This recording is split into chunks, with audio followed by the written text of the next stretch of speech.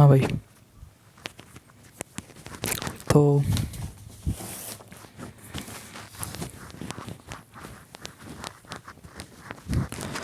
कहानी कुछ ऐसी है कि अपना जो विवर्तन वाला टॉपिक था वो अपना ख़त्म हो गया। ठीक है, उसमें एक हेडिंग लिखवाई थी हमने आपको।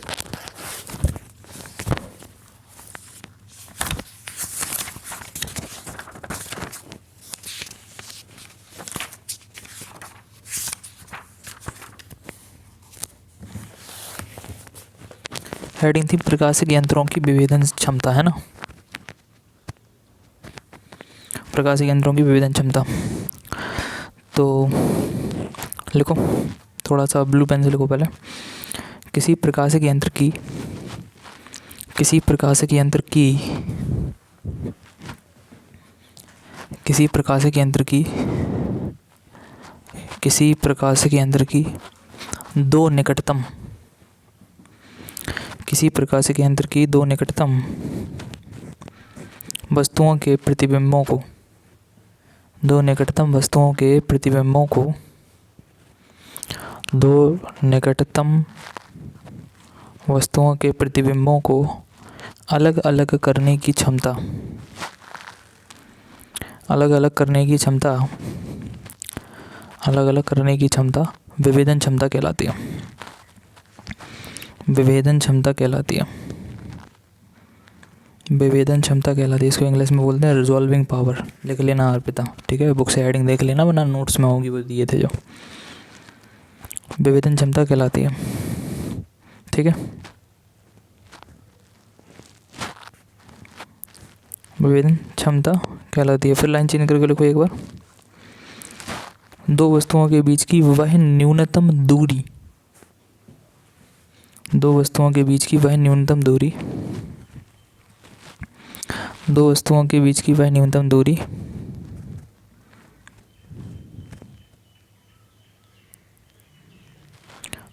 दूरी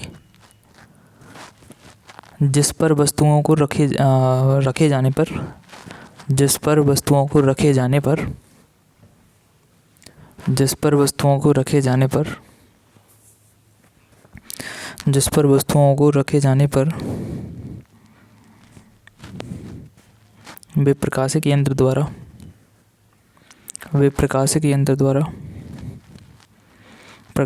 द्वारा अलग अलग दिखाई दे सकें अलग अलग दिखाई दे सकें अलग अलग दिखाई दे सकें उस यंत्र की विभेदन सीमा कहलाती है। उस यंत्र की विभेदन सीमा कहलाती है। उस यंत्र की विभेदन सीमा कहलाती है।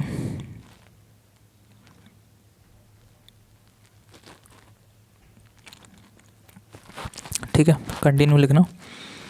प्रकाशिक यंत्र की विभेदन सीमा जितनी कम होगी प्रकाशिक यंत्र की विभेदन सीमा जितनी कम होगी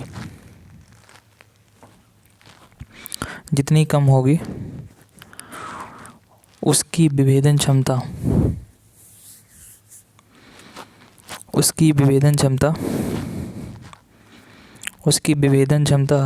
उतनी ही अधिक मानी जाती है। उसकी विभेदन क्षमता उतनी ही अधिक मानी जाती है। उतनी ही अधिक मानी जाती है। उतनी ही अधिक मानी जाती है। हो गया, पहले इन दोनों को समझ लो, ठीक है। तो एक तो हेडिंग है अपनी क्या, विभेदन क्षमता, यानी कि रिजॉल्विंग पावर।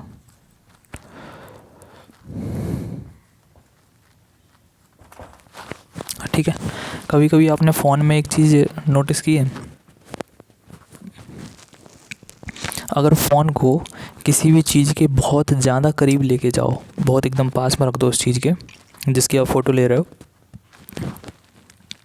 स्क्रीन पे ब्लर हो जाता, फिर चीज़ें ना ढंग से दिखती नहीं है। रिजॉल्विंग का मतलब समझते हो? रिजॉल्विंग का मतलब होती है उसको कैप्चर करने की क्षमता, समझ रहे ना। जो फ़ोन का कैमरा होता है उसको एक मेंटेन करके रखना पड़ता है, एक दूरी, तभी वो चीज़ दिखाई देगी। अगर तुम एकदम पास में आके किसी भी चीज़ के सामने रख दोगे ना कैमरे को, तो वो कैमरा जो है वो उस वस्तुओं को अलग अलग नहीं कर पाएगा। समझ में आ रही बात कि नहीं? उसको रिजॉल्व नहीं कर पाएगा। तो क्या है कि किसकी विभेदन क्षमता पढ़ रहा है तुम? पहले तो ये देखो प्रकाशिकी यंत्र की, ठीक है। प्रकाशिकी यंत्र कौन कौन से पढ़े अपन ने, बताओ?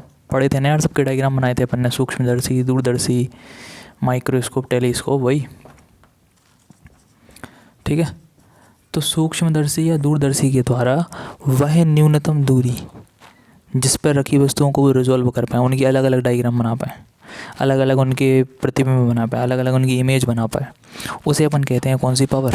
रिजॉल्विंग पावर, यानी कि विभेदन क्षमता। होता क्या है, अगर दो चीज़ें बहुत पास में है ना, तो उन चीज़ों की अलग अलग इमेज बनाना हमारे यंत्र के लिए, हमारे मतलब जो इंस्ट्रूमेंट है उसके लिए पॉसिबल नहीं होता। फिर उसको समझ ही नहीं आता कि पहली चीज़ पे फोकस करें कि दूसरी चीज़ पे फोकस करें। समझ आ रही बात कि नहीं? तो चीज़ें ना ब्लर हो जाती हैं फिर, तो उनको एक दूरी पर रख के आना होता। समझ रहे ना बात को? अगर इनके बीच की दूरी हम बढ़ा दें तो इनका इनसे संबंध नहीं, इनका इनसे संबंध नहीं, ये है दूरी। अब इनकी इमेज आसानी से बन जाएगी। लेकिन अगर चीज़ें बहुत पास हैं तो बहुत पास के लिए आपकी रिजॉल्विंग पावर ज़्यादा होना चाहिए। इनके बीच की दूरी कम है ना यार, और अगर जो बीच की दूरी कम होगी तो फिर हमारे जो माइक्रोस्कोप है ना उसको बहुत ध्यान से देखना पड़ेगा, तब वो चीज़ों को अलग अलग डिफरेंशिएट कर पाएगा, उन्हें अलग अलग अंतर कर पाएगा। समझ आई? तो विभेदन क्षमता क्या है? दो पास में स्थित वस्तुओं को अलग अलग करके उनके अलग अलग और स्पष्ट प्रतिबिंब बनाना। समझ गए? दो जो नियरेस्ट जो हमारे ऑब्जेक्ट हैं, जो नियरेस्ट हमारी वस्तुएं हैं, उनकी अलग अलग और स्पष्ट इमेज बनाना, वो क्या कहलाती है? विभेदन क्षमता। समझ रहे ना? जिसकी विभेदन क्षमता ज़्यादा होगी, समझ रहे ना बात को? समझे? उसकी पावर उतनी ही हाई होगी, समझे? वो उतना ही अच्छा ऑप्टिकल इंस्ट्रूमेंट माना जाएगा। समझ रहे? जैसे पहले के कैमरे आते थे, उसमें क्या होगा, फ़ोटो खींची बस आदमी दिख रहा है। आजकल के कैमरे कैसे हैं कि फ़ोटो आएगी और भाई साहब आप ना कान के बुंदे, नाक की बाली, कुछ भी, समझ रहे ना, बालों का कलर क्या है, कुछ भी भाई साहब, वो आप जूम करके देखेंगे एक एक चीज़ आपको स्पष्ट दिखाई देगी, क्योंकि वो हर एक पॉइंट पे बहुत बारीकी से, समझ रहे ना, कॉन्सेंट्रेट कर रहा है। क्लियर है ना बात? तो वही होती है विभेदन क्षमता, यानी कि रिजॉल्विंग पावर। इसलिए अपने फ़ोन में देखना एक ऑप्शन आता है रेजोल्यूशन का, या लैपटॉप में चेक करना उसमें, तो वो चीज़ उसी लिए है। रेजोल्यूशन या रिजॉल्विंग पावर का मतलब क्या है? चीज़ों को अलग अलग करके एक एक पॉइंट को क्लियर दिखाना। समझ गए ना बात को? अच्छा, वो तो हो गया विभेदन क्षमता। अब जो इनके बीच की दूरी है, दो बिंदुओं के बीच की दूरी है, वो कहलाती है विभेदन सीमा। इतनी मिनिमम दूरी जिस पे अगर वस्तुएं रख दें और अलग अलग इमेज बन जाए, सही इमेज बन जाए, स्पष्ट इमेज बन जाए, उसे अपन कहते हैं विभेदन सीमा, यानी कि रिजॉल्विंग लिमिट। अगर उससे भी तुमने पास में रख दी चीज़ें, फिर वो कैमरा जो है वो कैप्चर नहीं कर पाएगा। समझ आई बात कि नहीं? तो चीज़ों का बहुत पास में होना ख़तरनाक है, वो उतनी जल्दी फिर उनकी इमेज नहीं बन पाएगी। आपको फिर बहुत ही अच्छी क्वालिटी के कैमरा या लेंस चाहिए फिर। समझ में आ रही बात कि नहीं? ठीक है, वही चीज़ है। तो विभेदन सीमा क्या होती है? दो वस्तुओं के बीच की वह मिनिमम डिस्टेंस, उतनी कम डिस्टेंस जिस पे अगर उन्हें रख दें तो स्पष्ट इमेज बन जाए, उसे अपन क्या कहते हैं? विभेदन सीमा। समझ आ रही बात कि नहीं? ठीक है, किसी भी ऑप्टिकल की विभेदन सीमा क्या है?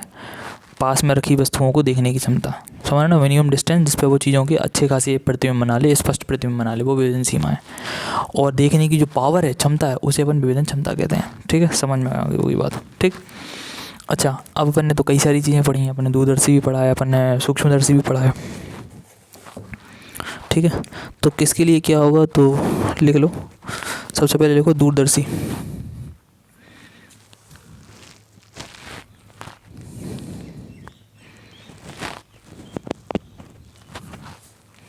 एक मिनट रुको जरा।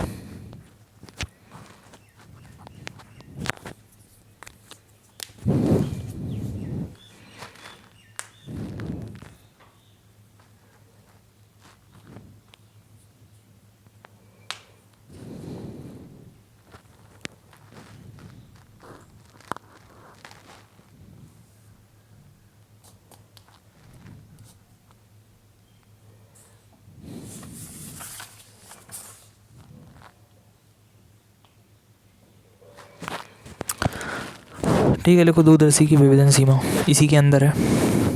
प्रकाशिकी के अंदर दो तरह के होते हैं ना, सूक्ष्मदर्शी और दूरदर्शी। तो अभी अपन बात कर ले रहे किसकी? दूरदर्शी की। तो दूरदर्शी में लिखो जरा, दूरदर्शी में लिखना, दूरदर्शी की विभेदन क्षमता बढ़ाने के लिए, दूरदर्शी की विभेदन क्षमता बढ़ाने के लिए दूरदर्शी की विभेदन क्षमता बढ़ाने के लिए दूरदर्शी की विभेदन क्षमता बढ़ाने के लिए उसमें उसमें बड़े द्वारक का अभिदर्शक लेंस प्रयोग किया जाता है। बड़े द्वारक का अभिदर्शक लेंस प्रयोग किया जाता है। बड़े द्वारक का अभिदर्शक लेंस प्रयोग किया जाता है। बड़े द्वारक का अभिदर्शक लेंस प्रयोग किया जाता है। हो गया। बड़े द्वारक का अभिदर्शक लेंस प्रयोग किया जाता है। ठीक है। तो अगर विभेदन क्षमता बढ़ानी है तो विभेदन क्षमता बढ़ाने के लिए क्या करना पड़ेगा? ध्यान है ना, अभिदर्शक लेंस क्या होता है? इसको वस्तु की तरफ रखते हो और ध्यान करो, दूरदर्शी में अभिदर्शक बड़ा होता था, नेत्र का छोटी होती थी। तो वही कह रहा है कि जितना अभिदर्शक बड़ा होगा उनकी रिजॉल्विंग पावर उतनी ज़्यादा होगी, उनकी विभेदन क्षमता उतनी ज़्यादा होगी, उतनी अच्छे से चीज़ों को डिफरेंशिएट करेंगे वो। अब आप यहाँ से देखोगे तारे जो हैं बिल्कुल पास पास में नज़र आते, तो उनकी फिर स्पष्ट इमेज कैसे बनेगी? जब हमारी रिजॉल्विंग पावर ज़्यादा होगी, जब हमारी विभेदन क्षमता ज़्यादा होगी। समझे ना बात को? तभी। अच्छा, और नीचे एक फॉर्मूला लिख लो, विभेदन सीमा। दूरदर्शी की विभेदन सीमा बराबर 1.22 लैम्डा बटे में डी। ये लिख लो, दूरदर्शी की विभेदन सीमा। दूरदर्शी की विभेदन सीमा बराबर में 1.22 लैम्डा बटे में डी। 1.22 लैम्डा बटे में स्मॉल डी। 1.22 लैम्डा बटे में स्मॉल डी। लिख गया?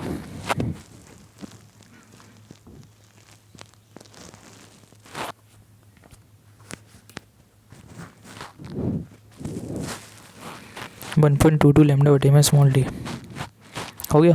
तो ये दूरदर्शी का हो गया कैसे? अब लिखो सूक्ष्मदर्शी की विभेदन क्षमता।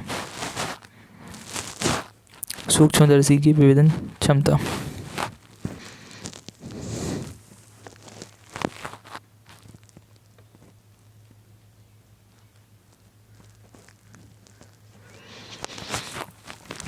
तो कुछ नहीं करना, बस नीचे एक फॉर्मूला लिख लो, उसमें सूक्ष्मदर्शी विभेदन सीमा समझ रहे ना? सीमा का मतलब लिमिट, दूरी, दो पॉइंट के बीच की वो मिनिमम दूरी जितने पे वो अलग अलग दिख पाएँ, उनकी अलग अलग इमेज बना पाए अपन। समझ गए ना? वही चीज़। तो लिखो सूक्ष्मदर्शी की विभेदन क्षमता में केवल एक फॉर्मूला लिखना है। सूक्ष्मदर्शी की विभेदन क्षमता में फॉर्मूला लिखो, सूक्ष्मदर्शी की विभेदन सीमा। सूक्ष्मदर्शी की विभेदन सीमा, सूक्ष्मदर्शी की विभेदन सीमा वो फॉर्मूला होता है 1.22 लैम्डा बटे में 2 साइन अल्फा। लैम्डा तो समझ रहे, तरंग दैर्घ्य होती है, वेवलेंथ। 1.22 लैम्डा बटे में 2 साइन अल्फा। ठीक है, क्लियर हो गई ना बात?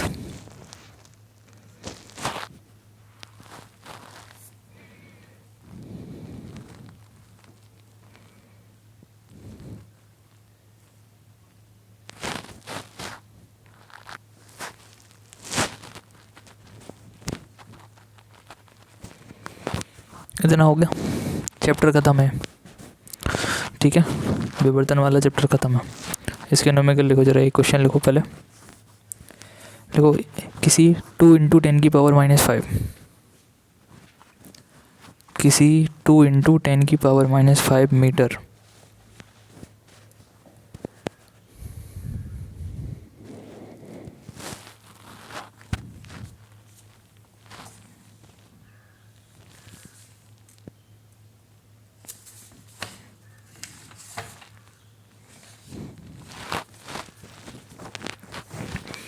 टू इंटू 10⁻⁵ मीटर चौड़ी,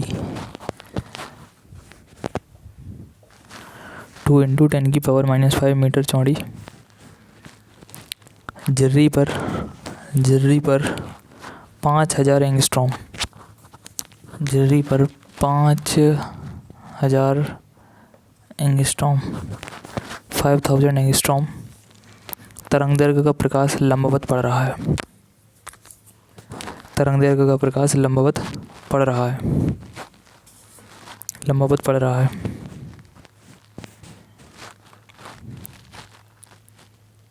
हो गया, लंबवत पड़ रहा है। विवर्तन प्रतिरूप में विवर्तन प्रतिरूप में विवर्तन प्रतिरूप में विवर्तन प्रतिरूप में केंद्रीय उच्चिष्ठ की विवर्तन प्रतिरूप में केंद्रीय उच्चिष्ठ की कोणीय चौड़ाई ज्ञात करें। केंद्रीय उच्चिष्ठ की कोणीय चौड़ाई ज्ञात करें। केंद्रीय उच्चिष्ठ की कोणीय चौड़ाई ज्ञात करें।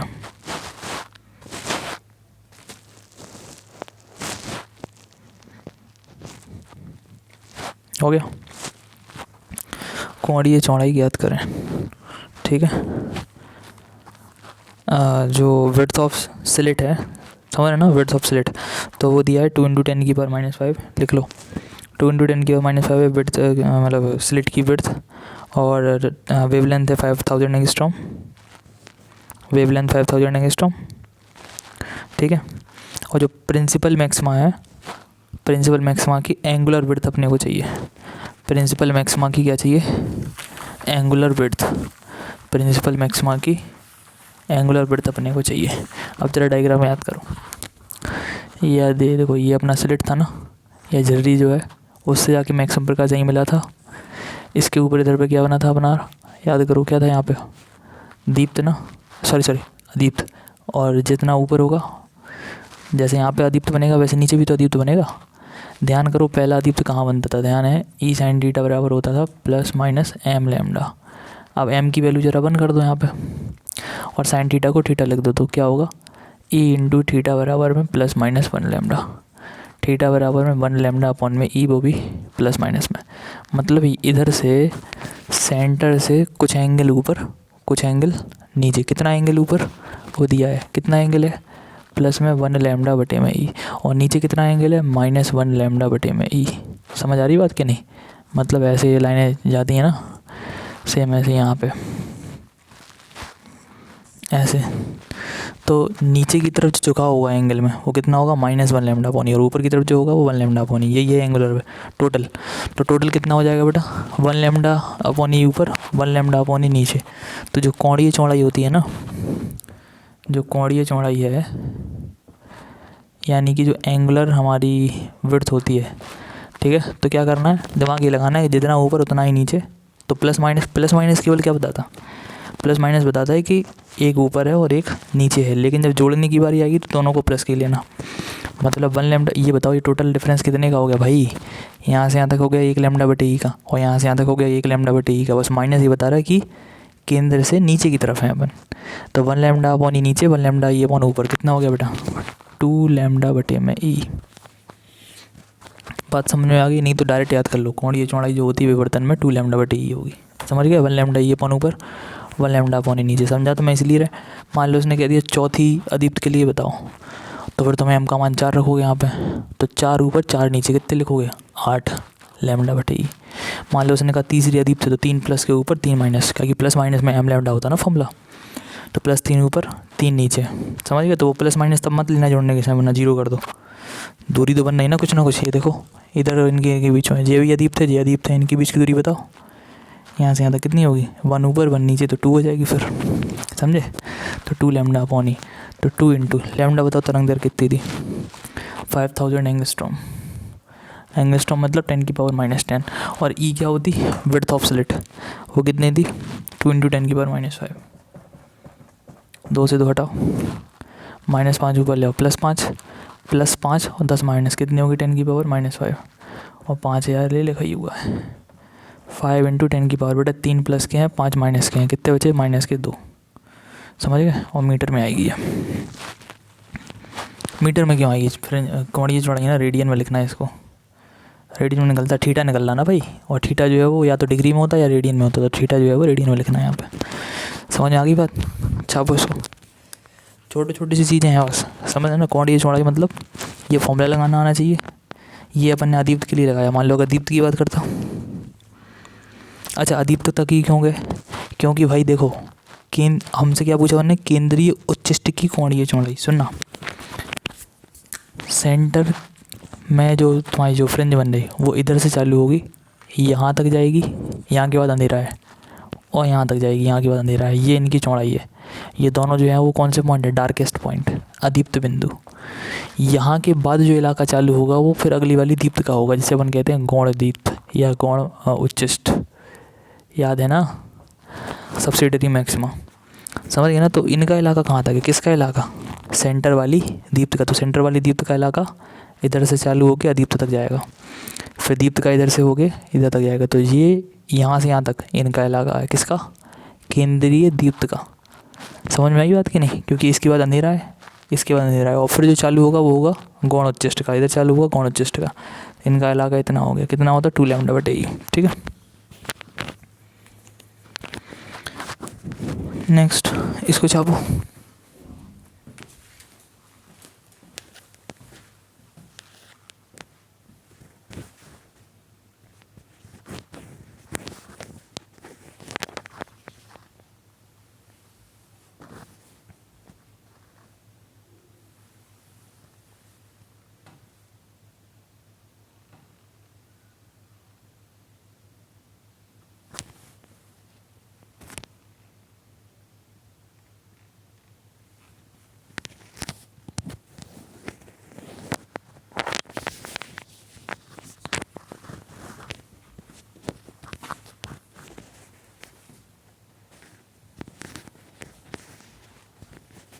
छप गया सबका।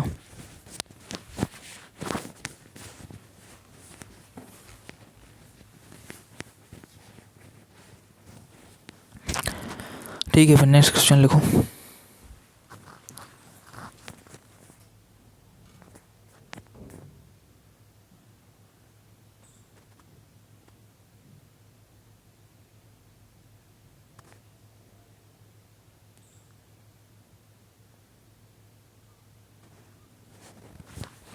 सुनो और एक बात और, डेट लिख लो, कौन सी तारीख, 12।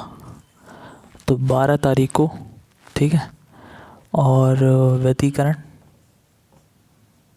और उसके पहले का जो चैप्टर है हाइगेंस, इनका टेस्ट होगा। कौन सी तारीख है, 12। समझ आ गई बात, बहुत मस्ती हो गई। 12 तारीख को टेस्ट लेंगे व्यतिकरण हाइगेंस का। कोई बहाने तो भेजना मत कि मैं मौसी का यहाँ, दीदी का यहाँ, फूफा का यहाँ, हमारा टेस्ट है, पेपर है, हमें कोई मतलब नहीं है। समझ गए, टेस्ट होगा, तोड़ाई होगी तगड़ी, तो पढ़ के लेना। समझ गए ना बात को। और व्यतिकरण वाला हमने बहुत कायदे में पढ़ाया चैप्टर, कायदे में तो सभी पढ़ाए हैं, लेकिन ये कुछ ज़्यादा ही पढ़ाया था, तो बहुत अच्छे से कर लेना। कौन सा, व्यतिकरण और हाइगेंस, समझ गए। और इनमें भी हम आपको बता दें, हाइगेंस में तो एक तो हाइगेंस का द्वितीयक तरंगकाओं का सिद्धांत, सुन लो फिर से, हाइगेंस का द्वितीयक तरंगकाओं का सिद्धांत, ठीक है, बहुत अच्छे से पढ़ लेना उसको। व्यतिकरण वाले में, व्यतिकरण में तो सभी कुछ इंपॉर्टेंट है, हर एक चीज़ इंपॉर्टेंट है। बस यंग वाला अच्छे से कर लेना, स्टार्टिंग का डेरिवेशन अच्छे से कर लेना, बस यही क्या चैप्टर में, और तो कर लेना, ठीक है। तो यही सब चीज़ें हैं, ध्यान से देख लेना, और टेस्ट में आना सबका कंपलसरी है, ठीक है। नेक्स्ट डे होगा ना आपका टेस्ट, आज 10 है ना, 11 तारीख को नहीं, 12 तारीख को है आपका टेस्ट, ठीक है, डेट 12। तो आराम से पढ़ लो, ठीक है, बिल्कुल अच्छे तैयार करो, है ना। नेक्स्ट लिखो।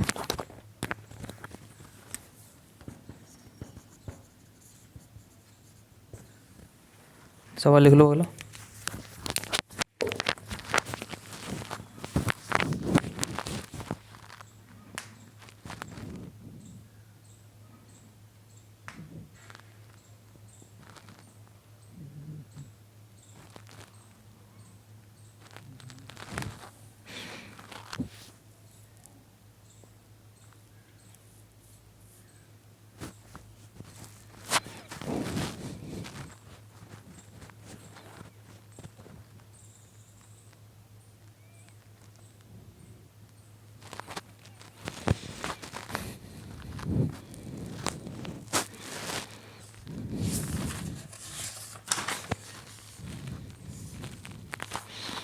पचास सेंटीमीटर द्वारक के अभिदर्शक लेंस वाले, देखो 50 सेंटीमीटर द्वारक के, 50 सेंटीमीटर द्वारक के,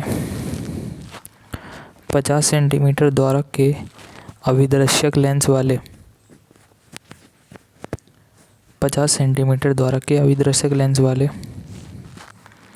अभिदर्शक लेंस वाले दूरदर्शी की दूरदर्शी की विभेदन सीमा कितनी होगी? दूरदर्शी की विभेदन सीमा कितनी होगी? दूरदर्शी की विभेदन सीमा कितनी होगी? यदि यदि आपतित प्रकाश की तरंगदैर्घ्य यदि आपतित प्रकाश की तरंगदैर्घ्य आपतित प्रकाश की तरंगदैर्घ्य आपतित प्रकाश की तरंगदैर्घ्य 6000 एंगस्ट्रॉम 6000 एंगस्ट्रॉम 6000 एंगस्ट्रॉम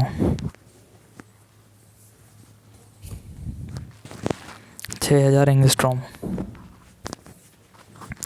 ठीक है, तो क्या विभेदन सीमा चाहिए ना अपने को? लगाओ फॉर्मूला। विभेदन सीमा का क्या था दूरदर्शी में? 1.22 लैम्डा बटे में डी। करो इसको सॉल्व अभी सभी लोग, करना है सबको। लैम्डा लिखो जरा, 6000 लिख लेना यहाँ पे। एंगस्ट्रॉम मतलब 10⁻10 और डी जो है वो 50 सेंटीमीटर है। तो सेंटीमीटर को मीटर कैसे बनाते पता ही होगा, 10⁻2 लगा देना, आ जाएगा। छापो, ये फॉर्मूला लगाओ दूरदर्शी की विभेदन क्षमता का।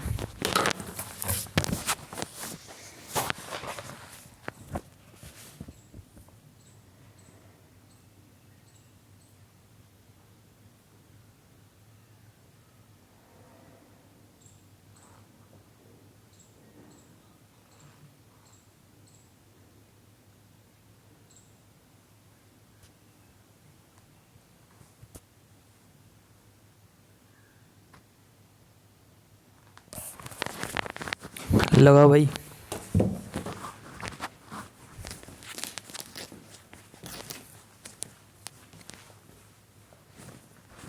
वन 1.22 लैम्डा बटे डी लगाओ। लैम्डा का मान 6000 एंगस्ट्रॉम रखना और नीचे कैपिटल डी का मान कितना रखोगे?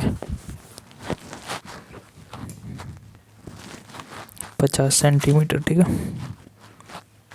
जल्दी करो।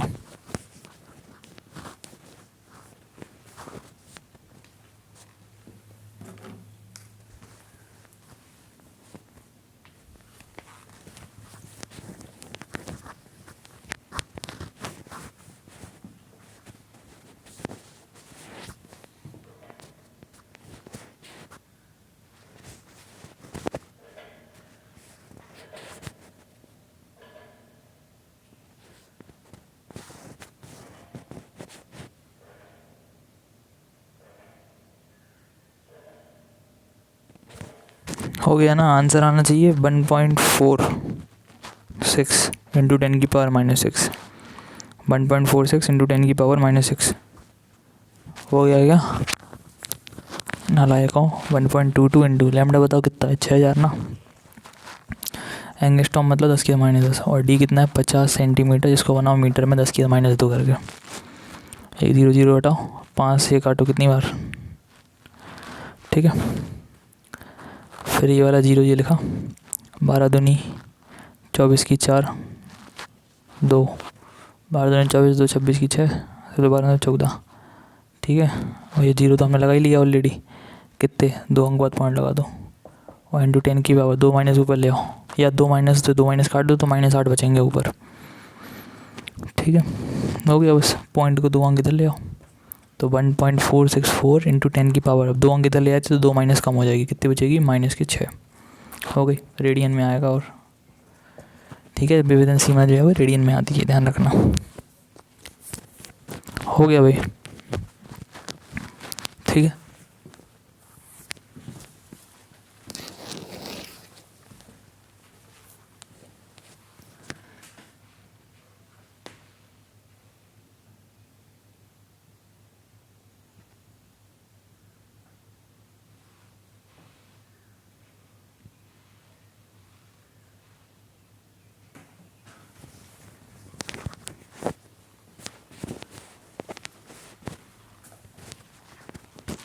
हो गया ना? तो अभी नेक्स्ट लिखो।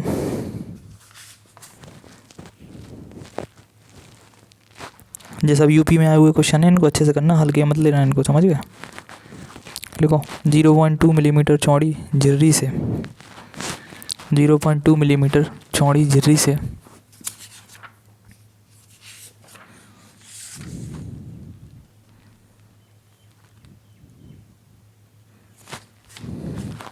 0.2 मिलीमीटर चौड़ी झिर्री से प्राप्त विवर्तन प्रतिरूप प्राप्त विवर्तन प्रतिरूप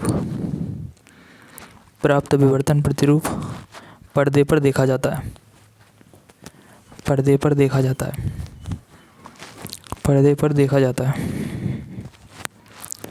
यदि पर्दा झिर्री से 2 मीटर दूर हो, यदि पर्दा झिर्री से 2 मीटर दूर हो, यदि पर्दा झिर्री से 2 मीटर दूर हो,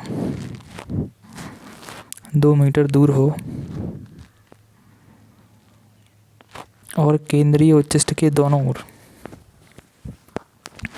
और केंद्रीय उच्चिष्ट के दोनों ओर, केंद्रीय उच्चिष्ट के दोनों ओर, दोनों ओर 5 मिलीमीटर दूरी पर, 5 मिलीमीटर दूरी पर, 5 मिलीमीटर दूरी पर प्रथम निम्नलिखित पाया जाता है। 5 मिलीमीटर दूरी पर प्रथम निम्नलिखित पाया जाता है। तो प्रयुक्त प्रकाश की तरंग दैर्घ्य की गणना करें। तो प्रयुक्त प्रकाश की तरंग दैर्घ्य की गणना करें।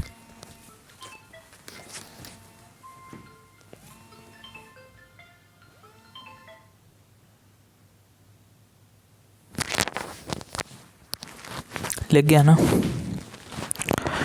कहाँ तक हो गया था? 5 मिलीमीटर दूरी पर उच्चिष्ट के दोनों ओर, उच्चिष्ट के दोनों ओर 5 मिलीमीटर दूरी पर 5 mm के डिस्टेंस पर, यानी दूरी पर प्रथम निम्नलिखित पाया जाता है। 5 मिलीमीटर की दूरी पर प्रथम निम्नलिखित पाया जाता है।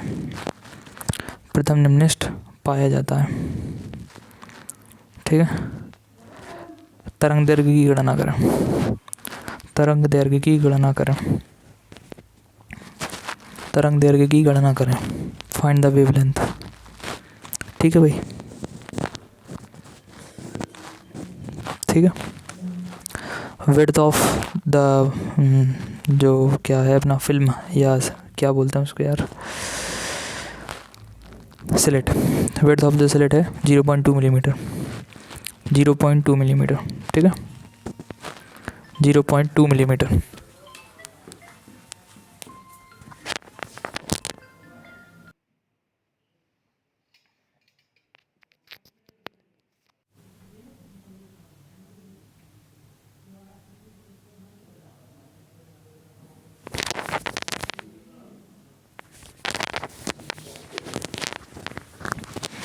ठीक है ना?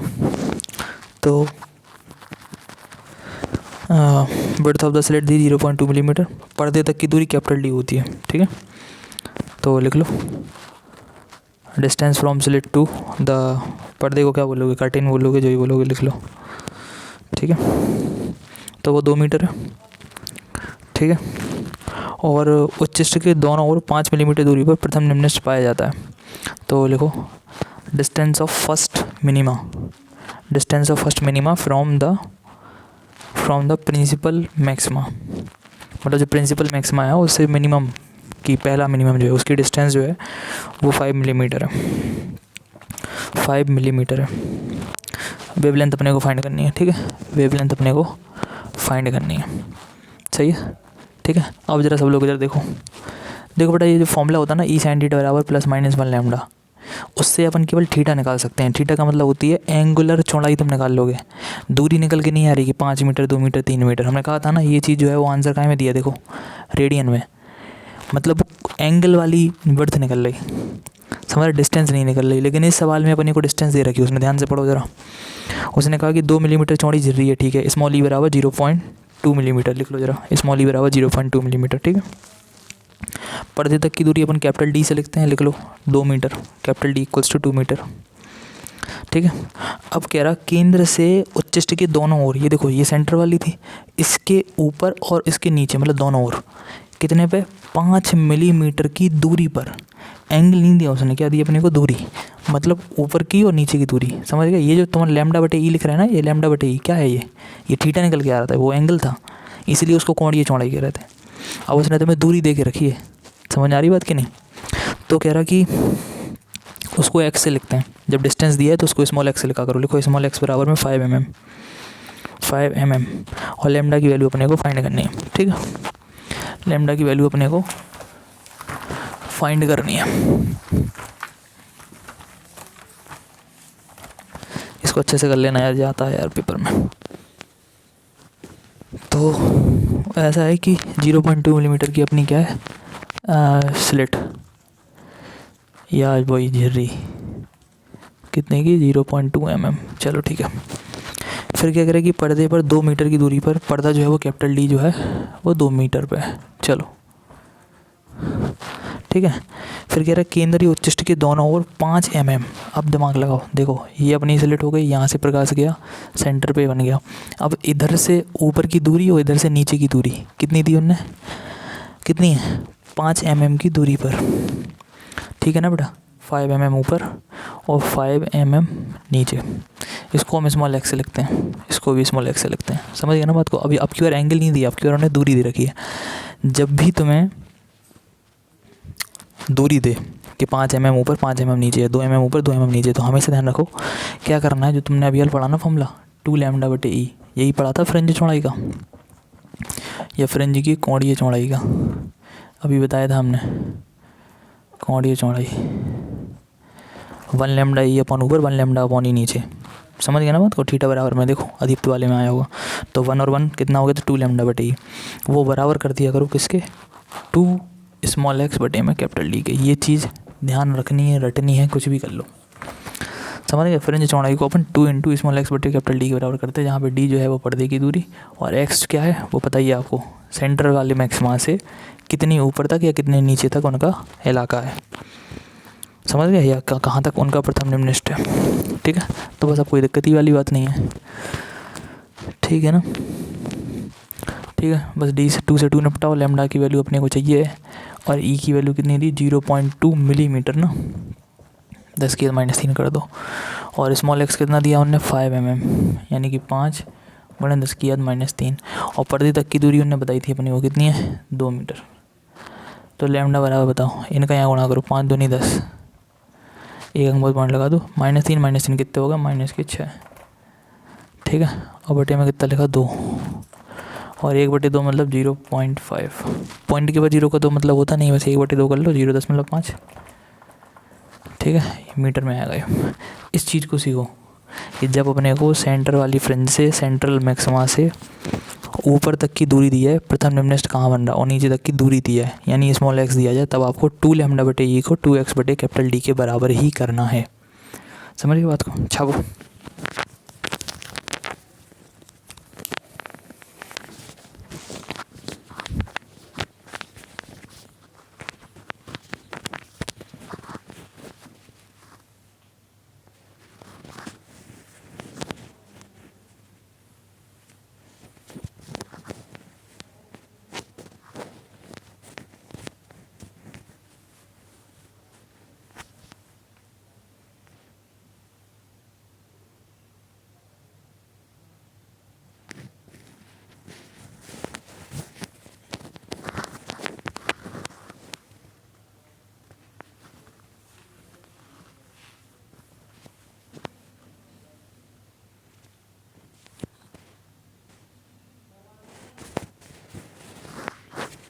हो गया ना।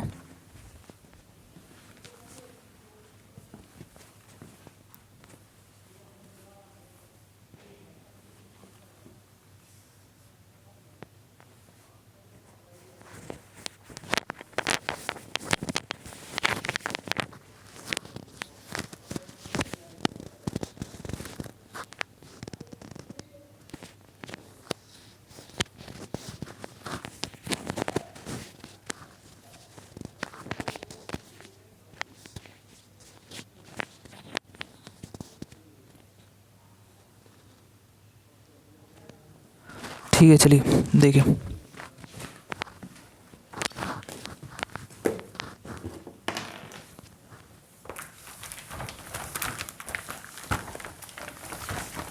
ठीक है, टेस्ट को ध्यान रखो, 12 तारीख को टेस्ट होना है आपका, समझिए। ठीक है, कौन कौन चैप्टर का, व्यतिकरण का और हाइगेंस वाले का अच्छे से पढ़ लेना दोनों। ठीक है।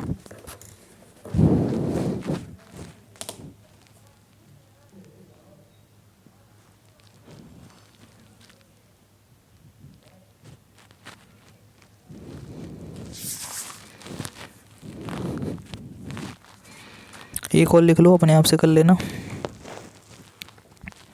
देखो 0.2 मिलीमीटर चौड़ाई की झिर्री, यानी कि वही विड्थ ऑफ स्लिट 0.2 mm है। 0.2 mm हो गई, यानी स्मॉल ई की वैल्यू 0.2। पर्दे तक की दूरी कैपिटल डी जो होती है वो 2 है। फिर से कैपिटल डी बराबर जो है वो 2 है।